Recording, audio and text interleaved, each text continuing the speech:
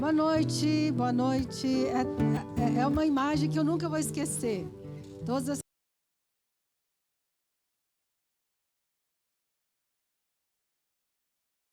bastante interessante. Nós estamos aqui, né, firmes na nossa posição de fé. Graças a Deus. Obrigado, pessoal do louvor. Obrigada. Obrigada a toda a equipe que está aqui nos ajudando para esse momento. Eu quero orar, Pai. Faça com que a Tua palavra seja um pão quente em nossas vidas. Esse é um momento tão especial da nossa vida. Nós separamos este momento para Te adorar, para declarar a nossa confiança, para ouvir a Tua palavra, para crescer, para prevalecer. Abençoa-nos esta noite. Entra em cada casa, cada pessoa que está nos assistindo, nos acompanhando. Nós estamos ligados no Espírito. Nós estamos conectados na nossa fé, no nosso amor. E juntos, Senhor, crendo juntos, nós vamos atravessar esses dias. Obrigado pela Tua presença. Nós podemos sentir. E eu quero que cada pessoa que está lá na sua casa possa também ter essa mesma percepção que eu tenho. O calor da Tua presença neste lugar. Obrigado, Senhor. Em nome de Jesus. Amém e amém. O tema que me foi passado para a gente compartilhar, né, hoje de manhã e agora à noite, é esperança em tempos de medo. Nós estamos vivendo uma crise de proporções mundiais, né? Uma crise que, historicamente, né, só aconteceu ao longo da história, em outras épocas, houve, né, outras situações ao longo da história, mas na nossa presente época é uma crise de proporções mundiais, né? Então, é uma crise que está exigindo muito de nós, vai exigir, está exigindo, e por isso eu quero compartilhar essa palavra com você, para você entender, o conhecimento ajuda a atravessar esses momentos. Por isso que eu quero começar falando para você sobre crise. O que é crise? Né? Todo mundo sabe, todo mundo fala, eu estou em crise, já vivi crise, eu estou passando por uma crise. Mas o que é crise de fato? Né? Eu quero dar uma definição, é uma definição bem arrumada, né? Organizada, para você entender bem. O conceito de crise, né? Depois o pessoal vai colocar ali para você ver. O conceito de crise é explicado como toda situação de mudança a nível biológico, psicológico ou social que exige da pessoa ou do grupo um esforço além para manter o equilíbrio ou a estabilidade emocional. Ou seja, crise, ela é desestabilizadora. O que acontece? A crise, quando ela vem, seja ela de qualquer tamanho, qualquer dimensão, a crise vai gerar uma desestabilização na nossa vida pessoal, na nossa vida social. Então, a definição mais simples e clara de crise é isso. Crise é uma situação, né, decorrente de mudanças que vai gerar um desequilíbrio e que vai exigir, é importante você escutar isso, vai exigir de mim, de você, um esforço maior do que aquele que nós estávamos fazendo enquanto a vida seguia normalmente. Né? Então, é uma ruptura, se a gente puder resumir lá, toda a situação de mudança, né? É uma ruptura no equilíbrio psíquico, a perda ou mudança dos elementos estabilizadores. Então, a principal definição de crise é: toda crise vai te desestabilizar, vai te desorganizar. Então, é o que está acontecendo nesses dias. Nós estamos vivendo uma crise. Né? Então, a palavra crise também é traduzida do latim como vento. Interessante demais, né? Esse assunto é riquíssimo, tem diversas definições. Eu peguei as mais claras, assim, né? Crise no latim tem a mesma origem da palavra vento.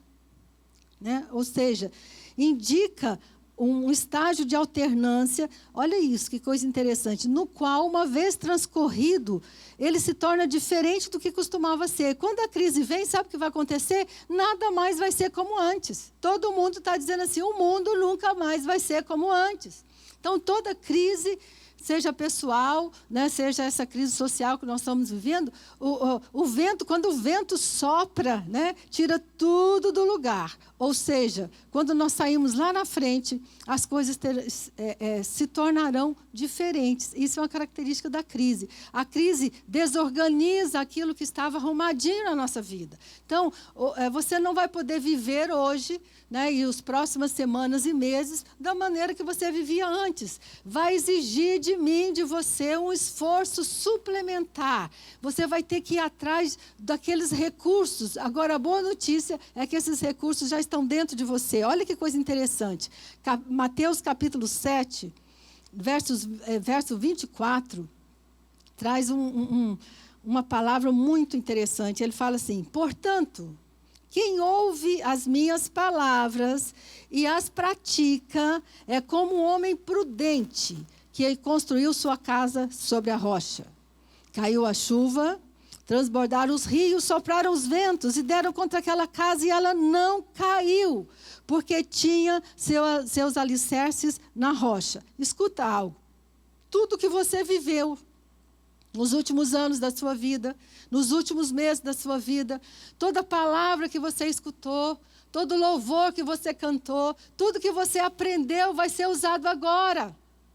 Porque enquanto a vida segue tranquila, muitas vezes nós não temos que utilizar aqueles recursos que nós aprendemos ao longo da vida. Então eu quero encorajar você numa coisa, as palavras que você ouviu na igreja, na célula, né, os livros que você leu, as experiências que você teve com Deus, são as experiências que deram uma estabilidade para você. Então, querido, o vento soprou, o vento está soprando, mas a sua casa não vai cair, porque ela está fundamentada na rocha, ou seja, fundamentada em experiências que você acumulou ao longo desse tempo. Quero chamar a sua atenção para isso. A crise exige que você pratique aquilo que você aprendeu. Então, não tem mais tempo de ser apenas uma mera, né, que coisa interessante, ouvi uma palavra bonita, nossa, ouvi um louvor maravilhoso, participei de uma célula, de um culto excepcional. O que isso traz para você na prática agora? Agora é a hora. Agora é a hora de tudo aquilo que você ouviu, aprendeu, você vai colocar em prática. Jesus falou assim, aquele que ouve as minhas palavras e as pratica, é essa pessoa que tem a sua casa sobre a rocha. Então, o nosso grande desafio nesses dias, diante de tamanha crise, é tirar de dentro de nós recursos, experiências, palavras. Quantas coisas você ouviu?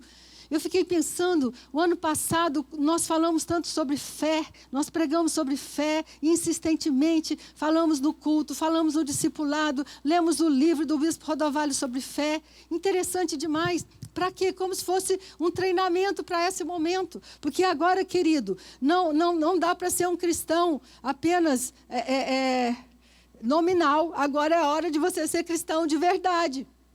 Agora é a hora em que aquilo que você aprendeu vai ser colocado em prática. A fé vai operar na sua vida. A presença de Deus, o amor de Deus vai se manifestar na sua vida, porque nós não temos saída. Nós precisamos que isso se torne real na nossa vida. Amém? Amém, gente? Amém? Amém. Obrigada. Obrigada, meu amor. O Francisco está aqui. Agora tem uma coisa interessante. Todo mundo esses dias está falando sobre os chineses, né? A palavra crise para os chineses tem um significado muito interessante. Nossos queridos chineses, Deus os abençoe, Deus os livre de todo mal, né? E que o amor de Deus alcance aquela nação. Você sabia que uma das maiores igrejas do mundo está na China? A igreja subterrânea. Nós temos milhares de irmãos lá na China. Glória a Deus. Agora, olha que interessante a contribuição deles. A palavra crise em chinês tem 2 símbolos. Uma palavra com 2 significados. Sabe o quê? Perigo ou oportunidade. Interessante demais. A palavra crise para os chineses, tem esses dois significados. Crise ou oportunidade, ou perigo ou oportunidade. Então, é interessante demais, porque uma crise, qualquer crise, pode ser maléfica na sua vida. Qualquer crise, da menor para maior, pode ser algo que vai te levar por um caminho de depressão, de desânimo, de desistência. Ou a crise vai se tornar uma grande oportunidade na sua vida. E é essa palavra que eu quero te dar essa noite. Essa crise que nós estamos vivendo é uma grande oportunidade de termos experiências que nós nunca teríamos se não fosse por ela. E é isso que a crise faz. Ela exige de mim, exige de você novos posicionamentos. E interessante também, toda crise conduz necessariamente ao aumento da vulnerabilidade. Nós ficamos mais sensíveis, mais vulneráveis, né?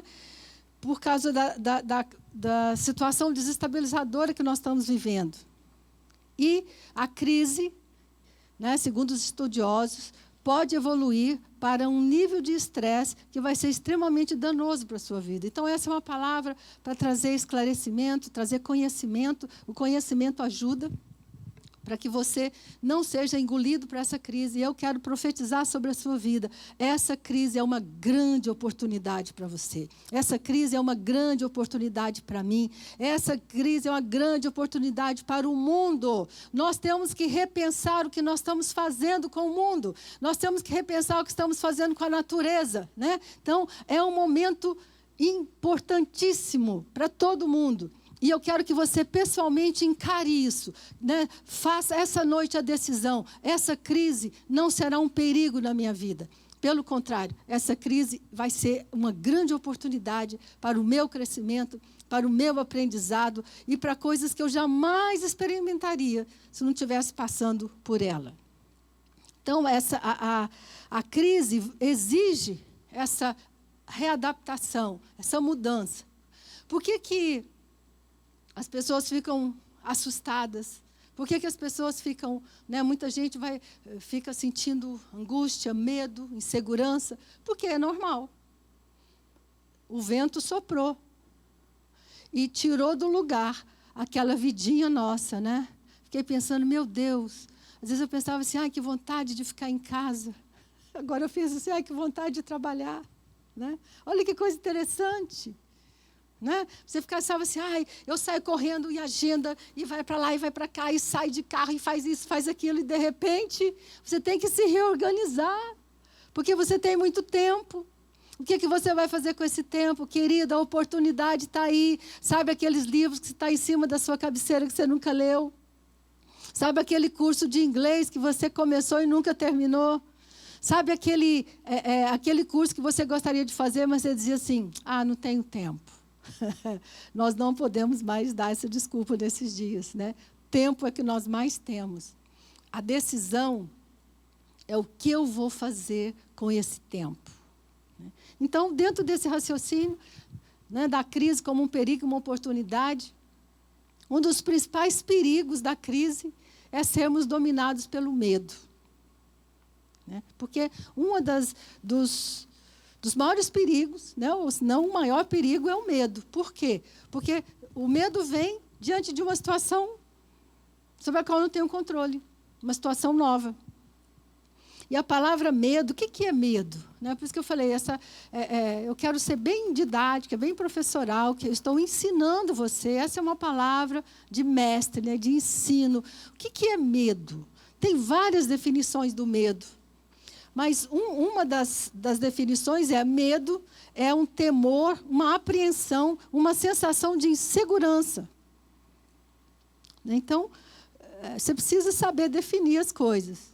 Às vezes você sabe sentir e não sabe definir. O que é medo? O medo é uma sensação de temor, de apreensão, uma sensação de insegurança. Agora, olha que coisa interessante. O medo é uma emoção de sobrevivência quando nos deparamos com uma ameaça real. Esse ensino é muito importante. Você vai aprender hoje a diferença entre emoção e sentimento. A emoção do medo, ela vem, quer você queira, quer você não queira. Todo ser humano sente medo. Todo ser humano vai sentir medo, porque o medo é uma emoção, é uma reação fisiológica do nosso cérebro diante de uma situação de ameaça. Né? É uma emoção de sobrevivência. E essa emoção não pode... A questão agora é o seguinte, é que essa emoção que vem como uma reação diante de uma situação difícil, como a que nós estamos vivendo, não pode se transformar num sentimento de medo. A emoção do medo é uma coisa, o sentimento do medo é outra. É isso que você precisa entender. As emoções são reações naturais, fisiológicas, e duram apenas alguns minutos. Quando você recebe uma notícia ruim, você recebe uma notícia que te causa um impacto, o seu corpo se prepara para a batalha. Isso é o medo. Né? Agora, o medo é natural e ele deve durar apenas um tempo na sua vida. O grande perigo das crises é o medo se tornar parte da nossa vida. Para que serve o medo? Está lá, ó, um cachorro correndo atrás do carteiro, e o carteiro falando assim, o Senhor é o meu pastor e nada me faltará. Ele está com medo. E o medo faz o quê? Vai jogar uma descarga de adrenalina no corpo dele e ele vai correr mais do que o cachorro. É para isso que o medo serve. Esse é o verdadeiro motivo do medo. O medo vem para te alertar, para te preparar para a guerra, para a batalha, te colocar em alerta. Né? Depois que você consegue fugir do cachorro, né? O que precisa acontecer? Você precisa voltar a um lugar de paz e de descanso interno. O problema do medo é que se ele não for enfrentado, se nós não olharmos para ele, entendendo o que está acontecendo, você pode ficar dominado pelo sentimento do medo.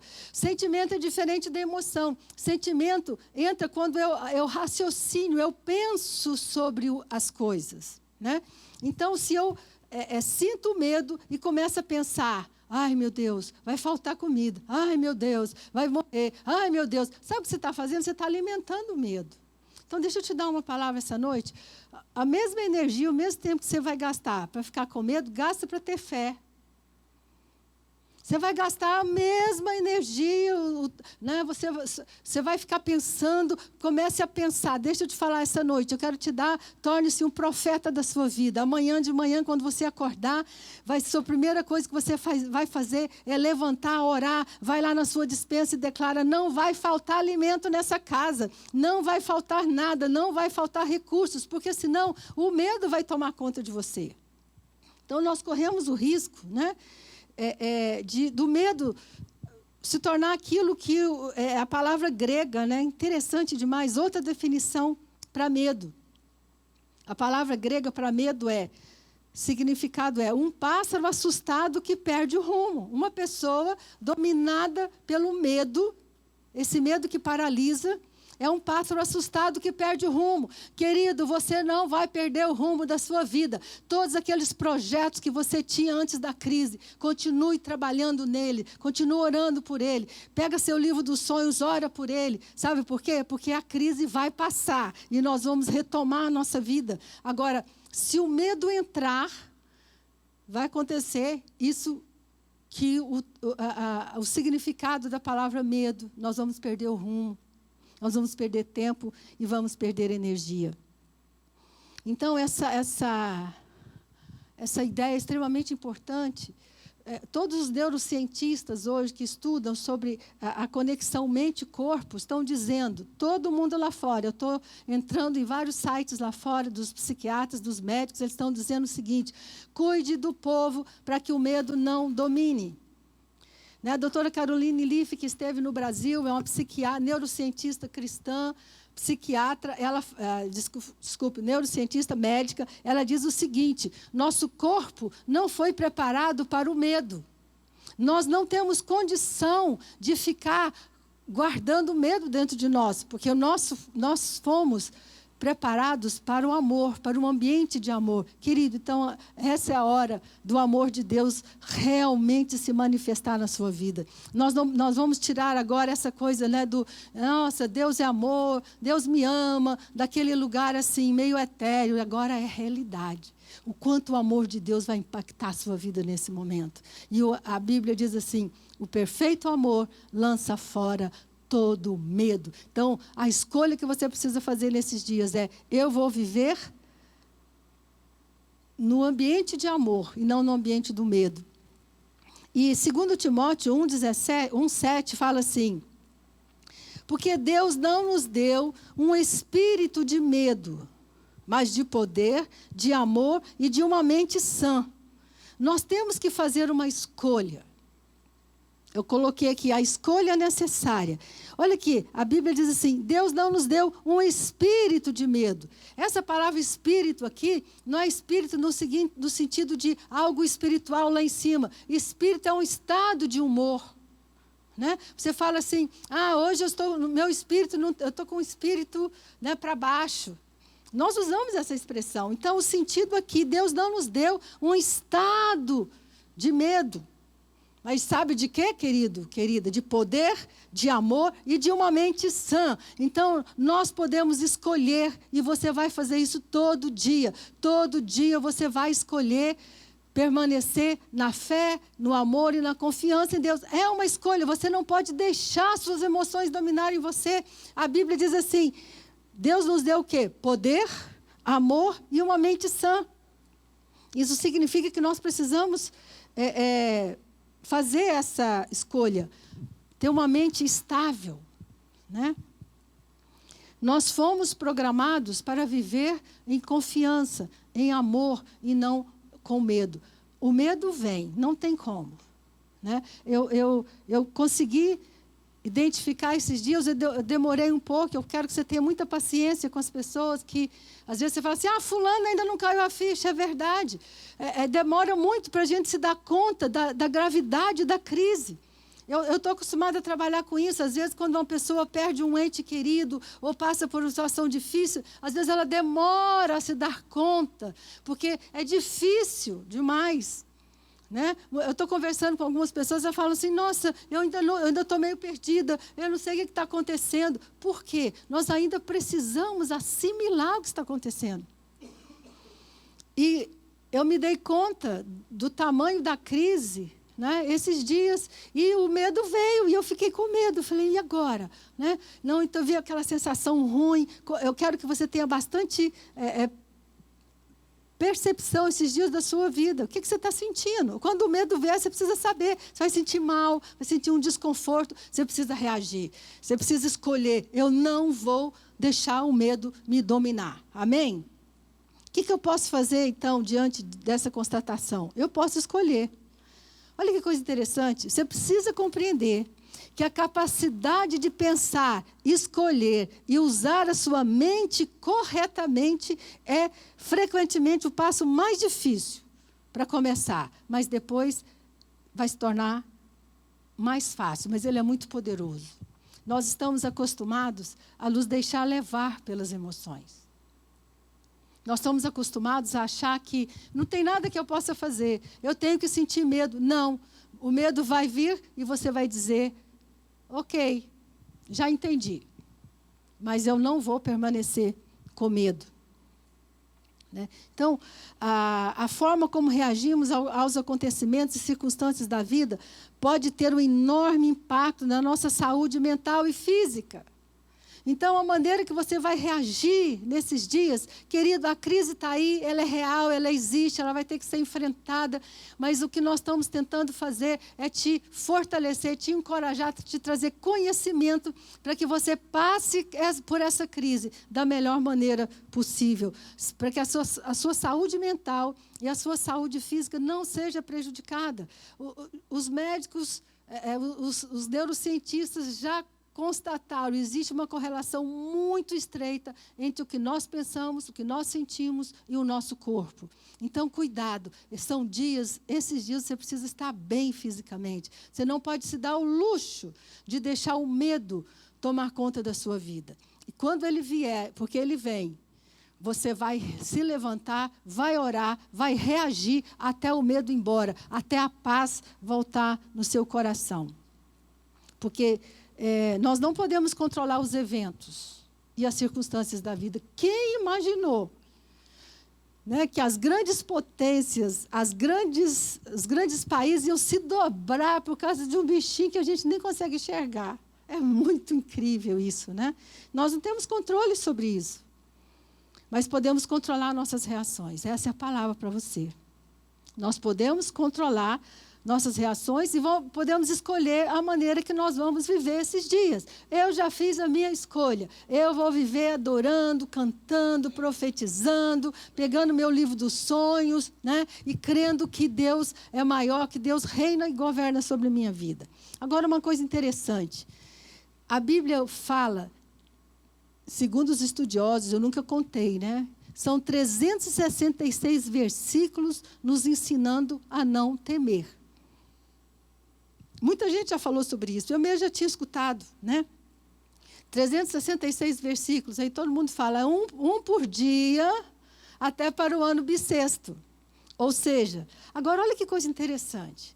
Se a Bíblia diz para você não temer, a pergunta é, isso cabe a quem? A Deus ou a você? Quem que tem que tomar conta do medo? Interessante isso, né? E eu quero que você fique confortável, porque todos os homens da Bíblia tiveram medo.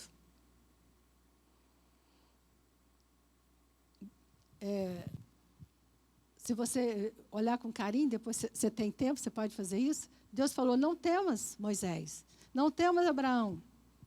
Não temas, Josué. Não temas, Gideão. Não temas, Jacó. E essa noite está dizendo, não temas, Ana. Coloca teu nome aí, não temas. Se a Bíblia está dizendo, não temas, porque eu posso não temer. Que coisa fantástica, maravilhosa. 366 vezes, ou seja, quando a Bíblia fala demais sobre um assunto, é bom prestar atenção. O medo não pode tomar conta da nossa vida nesses dias, né? Então, quando você olhar para isso, você vai pensar, nós estamos todos juntos. Somos seres humanos, né? Mas a mensagem é, não temas, não temas. O medo vem, lembra? O medo emocional vai vir e a nossa decisão, a nossa posição é, não vamos viver com medo. Agora, quero ler com você 1 Coríntios 13, que é fantástico também. Essa palavra diz assim, agora, pois, permanecem a fé, a esperança e o amor. Esses três, porém o maior desses é o amor. Eu quero ler esse versículo numa Bíblia, uma Bíblia americana, chamada Bíblia Ampliada, que ela diz assim, mas por enquanto, até chegar à perfeição, temos três coisas que nos guiam, até a consumação de tudo, confiança firme em Deus, esperança inabalável e amor extravagante. E o melhor desses três é o amor. Vou ler de novo, é muito bonito. Fala assim, mas por enquanto, até chegar o fim da crise, tá? Até chegar à perfeição, temos três coisas que vão nos guiar até a consumação de tudo. Confiança firme em Deus, esperança inabalável e amor extravagante. Que coisa tremenda, né? Então, tem três coisas que vão te guiar nesses dias, meu querido, minha querida. A fé, a esperança e o amor. A fé, como nós falamos muito na igreja, a fé é a maneira que nós acessamos as promessas de Deus. É a fé que vai trazer a existência que você precisa. Querido, usa a fé. Agora, como eu falei, agora é a hora daquilo que nós acreditamos se tornar concreto. Levanta-se em fé e ore e creia, use a sua fé. Porque a Bíblia diz que Deus já nos abençoou com toda sorte de bênçãos. Então, é hora, não se abata pelo medo. Realmente, se você ficar assistindo televisão, ouvindo rádio e vendo o WhatsApp, você só vai receber notícia ruim. Mas tudo bem, pode ver as notícias, mas leia a palavra, Creia na palavra. Busque, como o Francisco falou, busque uma palavra quente esses dias.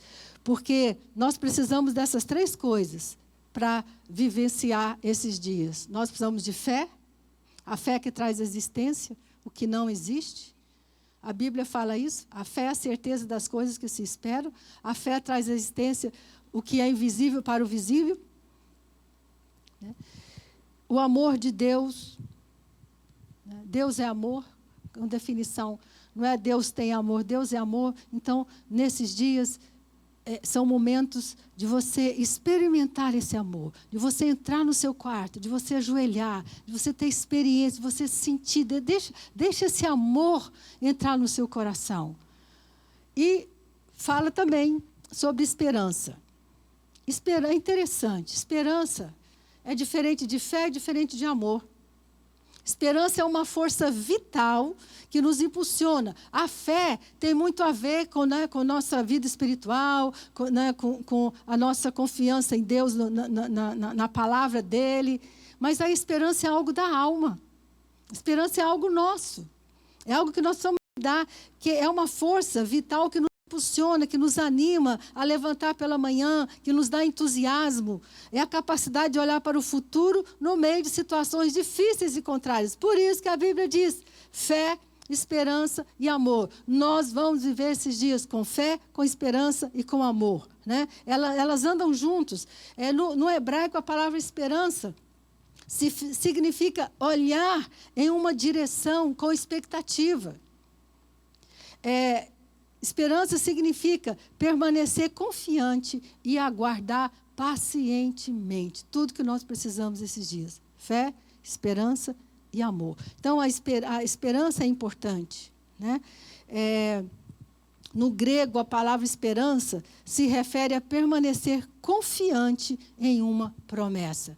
Por isso que eu te disse, você tem promessas de Deus. Eu tenho promessas. Então, nós vamos esperar, né, no meio desse caos todo, que as promessas de Deus vão se cumprir na nossa vida. E os médicos dizem que as pessoas que têm a melhor saúde são pessoas que têm esperança. Né? Então, vamos viver esses dias também deixando que a esperança crescer dentro de nós. E eu quero te falar algo. Como é que como é que a esperança cresce? Em primeiro lugar, a confiança cresce pela nossa confiança em Deus. Olha que coisa bonita. Romanos 15:13 fala assim: que o Deus da esperança os encha de toda alegria e paz por sua confiança nele, para que vocês transbordem de esperança pelo poder do Espírito Santo. Querido, ore por isso. Quero viver com esperança. Quero acordar de manhã com esperança. E pela confiança em Deus. E a Bíblia também traz um texto em Romanos capítulo 5 que é sensacional. Ele diz assim: tendo sido, pois, justificados pela fé, temos paz com Deus por nosso Senhor Jesus Cristo, por meio de quem obtivemos acesso pela fé a esta graça, na qual agora estamos firmes e nos gloriamos na esperança da glória de Deus. Mas não só isso. Está preparado? Mas também nos gloriamos nas tribulações, porque sabemos que a tribulação produz perseverança. E a perseverança é um caráter aprovado, e um caráter aprovado, esperança. Então, a esperança cresce, não é quando você foge. A esperança cresce quando você persevera, quando você fica firme, quando você enfrenta os problemas. Aqui está falando claramente, né? Nos gloriamos das tribulações, ou seja, não vou fazer de conta que não existe, não vou fugir, né? Vou enfrentá-las, vou crescer, vou perseverar. Nós estamos aqui firmes, eu e o bispo estamos aqui à frente dessa igreja, firmes, perseverando, mantendo o cajado firme, guiando vocês por esta crise, amém? Perseverando, porque nós temos certeza de que Deus vai nos dar um livramento lá na frente. E o verso 5 diz assim: e a esperança não nos decepciona, porque Deus derramou seu amor em nossos corações, por meio do Espírito Santo que Ele nos concedeu. Que coisa tremenda, né? Então, 3 coisas que vão te guiar nesses dias: fé, esperança e amor. E isso precisa se tornar real na sua vida, prático, né? Como eu já falei, Tenha paciência com algumas pessoas que eu tenho ouvido alguém falar assim, mas fulano não tem bom senso, ele ainda não entendeu o que está acontecendo. Às vezes demora um pouco, né? Às vezes a gente tem dificuldade de enfrentar o tamanho da crise, o tamanho da realidade. Então, aos poucos, com amor, nós vamos conduzindo as pessoas para a realidade, né? Saúde mental tem a ver com realidade, com não fugir da verdade, mas ter saídas, ter condições, né, de atravessar. Agora, quero ler com vocês, para terminar, Josué capítulo 3, versos 3 e 4. Eu escrevi um livro em cima desse versículo, chamado Como Superar Crises. E esse versículo diz assim: e deram essa ordem ao povo: quando virem a arca da aliança do Senhor, o seu Deus, e os sacerdotes levitas carregando a arca, saiam das suas posições e sigam-na. Mas mantenham a distância de cerca de 900 metros entre vocês e a arca. Não se aproximem. Desse modo saberão por que caminho seguir, pois vocês nunca passaram por lá antes. Querido, o que nós estamos vivendo hoje, a Bíblia é muito moderna, né? Nós nunca passamos por isso antes. Então, o que nós vamos fazer? Seguir a arca. Nós vamos seguir a direção de Deus, né? O Brasil inteiro, o mundo inteiro está em oração. Eu creio, nós cremos que soluções vão aparecer, remédios vão surgir, a vacina vai aparecer, né? Com certeza. Mas, olha que interessante, a crise significa isso. Você nunca passou por isso antes. E quando você chegar lá, depois dessa crise, você nunca mais será a mesma pessoa. Amém? Então, vamos caminhar juntos. Eu quero que você saiba que você não está sozinho, nós estamos orando intensamente, né? Temos um relógio de oração na igreja, estamos juntos orando intensamente por cada um, né? Orando pelos pastores, pelos diáconos, pelos líderes, pelos membros, crianças, jovens, por todos vocês, né? Então, Eu pedi para você pegar a sua caneta, ter um lápis, um papel aí, uma caneta, que eu quero te dar, quem quiser, né, fica muito à vontade, quero te dar uma tarefa, que é bem interessante, que é o seguinte: você pega a sua folha agora, ou faz isso depois, se você quiser, e você vai desenhar uma imagem do seu medo. Como é que é o seu medo? Ah, eu não sinto medo. Ah, sente sim. Todo mundo sente medo. Abraão sentiu, Isaac, Jacó, todo mundo sentiu, né? Uma imagem. Interessante, eu estava me preparando ontem para pregar e eu fiz esse exercício comigo.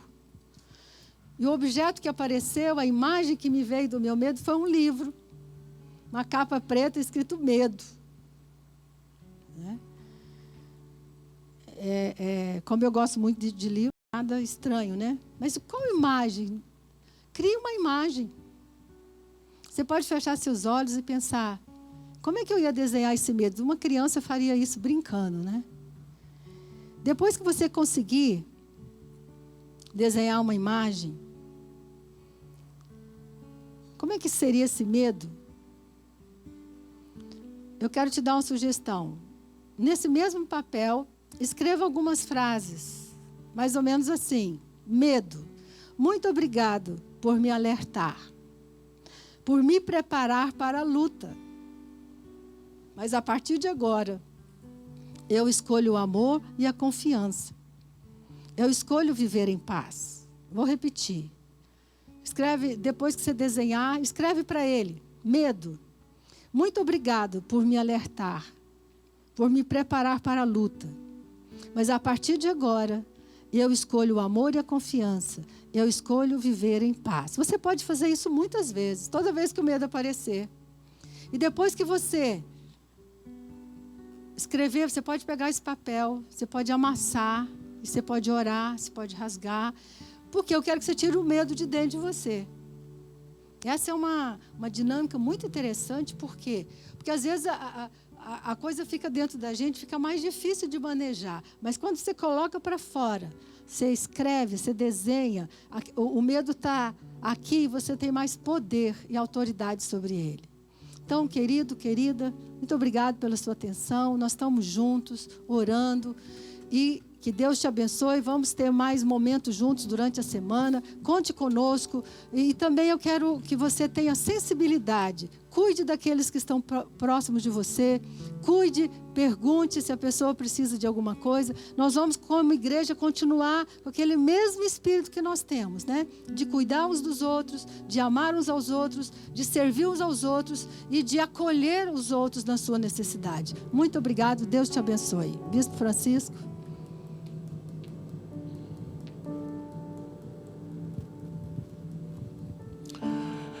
Amém.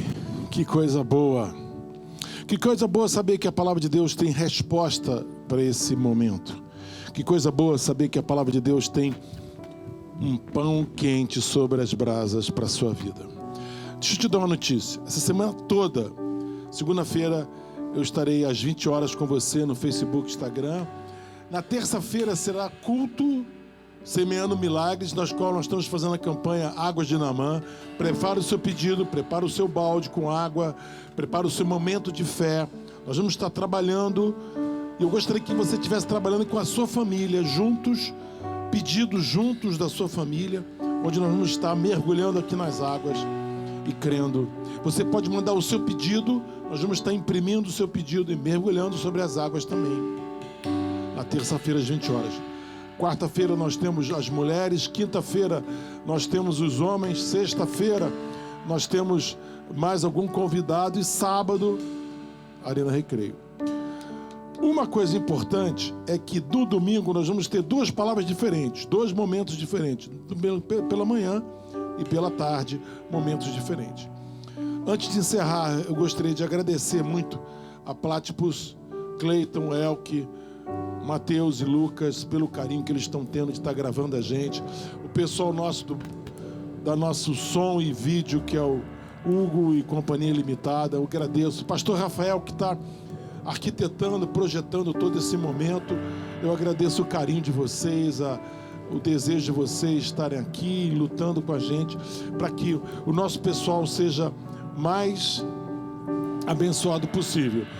E agradecer os nossos músicos que estão aqui, né? Bastante alegria preservando esse momento.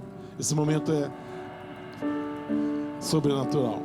Amanhã estarei com vocês. Amanhã estarei com vocês. Amanhã estarei com vocês, 20 horas. Tem pão quente na brasa para a sua vida. Tem pão quente na brasa. E amanhã de manhã o anjo vai te acordar e falar: levanta e come. Levanta e come. Você se levanta. O medo não vai nos vencer em hipótese alguma. Não temas, não temas. Achei muito legal o pessoal botando no Facebook: não temos fulano, não temos Marcelo, não temos Manalu, não temos Fernando. O Fernando acabou de botar assim: eu fiz um desenho, o meu desenho foi uma caveira de medo. Mas quando eu me lembrei de Ezequiel, que profetizou para o Vale dos Ossos Secos, eles se tornaram um grande exército, o meu medo foi embora. Deus te abençoe, Fernando. Eu já estou recebendo vídeos dos nossos casais, das nossas famílias. Nós depois vamos postar todos juntos, fazer um grande trabalho. Vamos colocar no Face, porque é importante ver nossas famílias assistindo o culto, participando, cheias de fé. Nós somos família e ninguém vai destruir isso. Ninguém vai nos separar de forma alguma. Nós vamos sair mais fortalecidos depois disso, em nome de Jesus. Posso orar com você? Posso orar com você? Fica de pé. Fica de pé onde você está. Eu vou dar uma bênção para a sua vida. Que a graça do nosso Senhor e Salvador Jesus Cristo, o amor de Deus Pai, a unção e a consolação do Espírito Santo seja sobre cada um de vós. Essa semana você vai ter muita paz no coração.